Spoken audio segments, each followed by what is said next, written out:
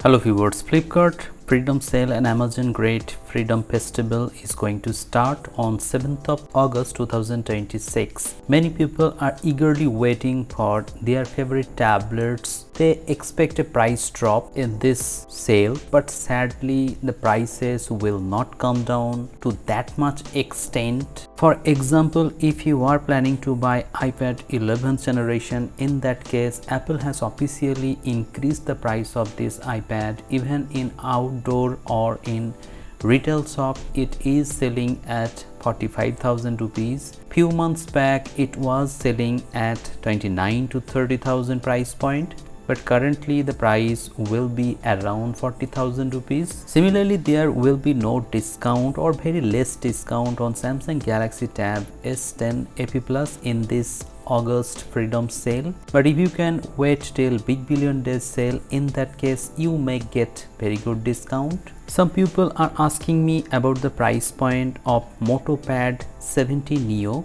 This is a newly launched tablet, so you can expect around 2000 rupees discount. Similarly, if you are planning to buy Lenovo Legion tablet, that is 2023 build, in that case I will not recommend you this tablet. The price of this tablet is very high, and even if you get this at a lesser price point, still I will not recommend this tablet to you, because this tablet will not get software support, and we all know that Lenovo is not known for smooth software experience. If you are planning to buy Redmi Pad Pro, in that case you will definitely get discount on Redmi Pad Pro. The price may be expected around 17 to 19,000 price point, but it is also an old tablet, so stay away from this tablet. If you are planning to get regular software updates, sadly this tablet will also not get many updates. If you want to buy Moto Pad 60 Neo, in that case the best price is 13,000, but definitely you will not get this pricing, so you can expect around 15 to 16,000, and after spending 16 to 17,000 you are getting Moto Pad 60 Neo. That is not worth it.